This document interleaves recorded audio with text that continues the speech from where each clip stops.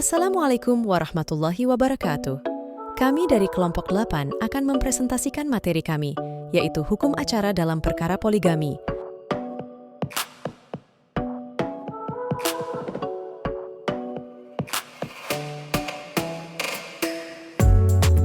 Secara etimologi, poligami berasal dari bahasa Yunani, yaitu poli atau polus, artinya banyak, dan gamos yang artinya perkawinan. Jadi poligami adalah suatu perkawinan yang banyak atau lebih dari satu orang istri. Secara terminologis, poligami dapat diartikan sebagai suatu keadaan di mana seorang suami memiliki banyak istri atau lebih dari satu orang. Seseorang dikatakan melakukan poligami berdasarkan jumlah istri yang dimilikinya pada saat yang sama, bukan jumlah perkawinan yang sudah pernah dilakukan. Suami yang ditinggal mati oleh istrinya, lalu menikah lagi, maka tidak dikatakan poligami dikarenakan ia hanya menikahi satu orang perempuan pada waktu bersamaan.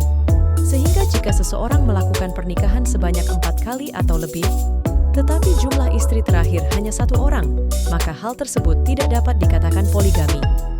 Dalam KBBI, poligami ialah sistem perkawinan yang salah satu pihaknya memiliki atau mengawini beberapa lawan jenisnya dalam waktu yang bersamaan. Dapat disimpulkan bahwa poligami adalah perkawinan di mana seorang suami yang memiliki lebih dari satu istri. Jika dilihat dari aspek hukumnya, poligami merupakan perbuatan hukum dalam kategori ibadah, bukan sunnah ataupun wajib. Berpoligami juga disyariatkan paling banyak hanya memiliki 4 orang istri dan dapat berbuat adil untuk istri-istrinya. Kemudian para pihak yang berperkara dalam poligami. Dalam perkara poligami, terdapat beberapa pihak, yaitu 1. Pemohon.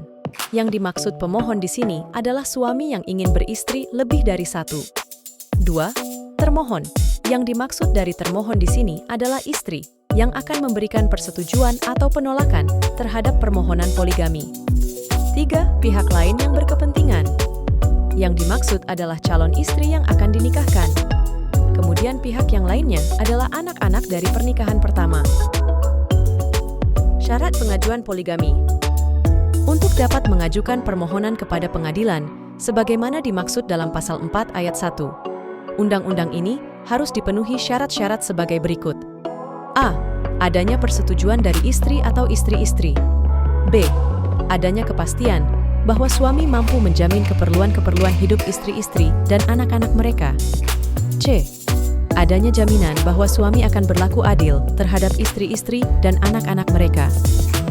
Adapun alasan-alasan yang dipedomani oleh pengadilan untuk memberikan izin poligami ditegaskan dalam pasal 4 ayat 2. UU Perkawinan hanya memberikan izin kepada seorang suami yang akan beristri lebih dari seorang apabila A. Istri tidak dapat menjalankan kewajibannya sebagai istri. B. Istri mendapat cacat badan atau penyakit yang tidak dapat disembuhkan. C.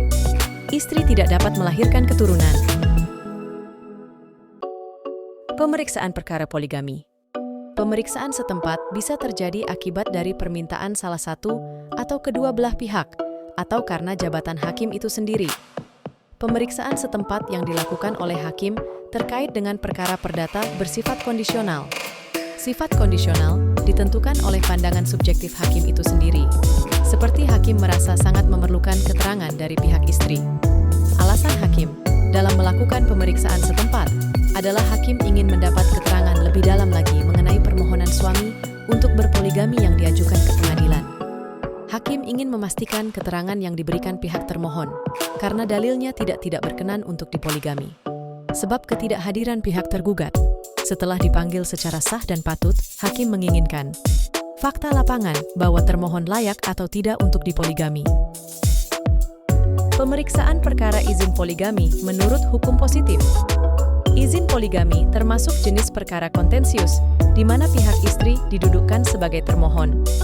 Sistem pemeriksaan gugatan kontentiosa menurut Yahya Harahap dalam bukunya yang berjudul Hukum Acara Perdata antara lain. 1. Dihadiri oleh kedua belah pihak secara in-person atau kuasa. Para pihak dipanggil dengan resmi dan patut oleh jurusita untuk menghadiri persidangan yang telah ditentukan. 2. Proses pemeriksaan berlangsung secara octagon-spark.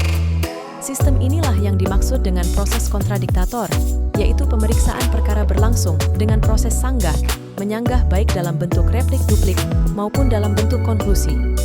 Memberi hak dan kesempatan kepada tergugat untuk membantah dalil penggugat. Sebaliknya, penggugat juga berhak melawan bantahan tergugat. Pemeriksaan izin poligami yang tidak mengandung sengketa. Poligami akan mengandung sengketa apabila suami mendalilkan bahwa istri tidak dapat menjalankan kewajiban, istri mendapat cacat badan atau penyakit yang tidak dapat disembuhkan, atau istri tidak dapat melahirkan keturunan, dan kemudian semua dalil-dalil tersebut dibantah oleh istri, atau istri tidak bersedia untuk dipoligami. Fakta menarik yang sering terjadi bahwa ketika permohonan izin poligami masuk dalam proses persidangan, tidak ada sengketa yang diperlihatkan para pihak. Secara serta-merta istri mengakui dalil-dalil yang disampaikan suaminya adalah benar. Istrinya juga telah merelakan pemohon agar menikah lagi dengan wanita lain karena berbagai alasan. Bahkan kadang istrinya lah yang meminta suaminya untuk berpoligami. Mengenai hal ini, ada dua perbedaan pendapat yang muncul tentang adanya mediasi dalam perkara poligami. Pendapat pertama, bahwa izin poligami sifatnya kontensius, maka harus ada mediasi.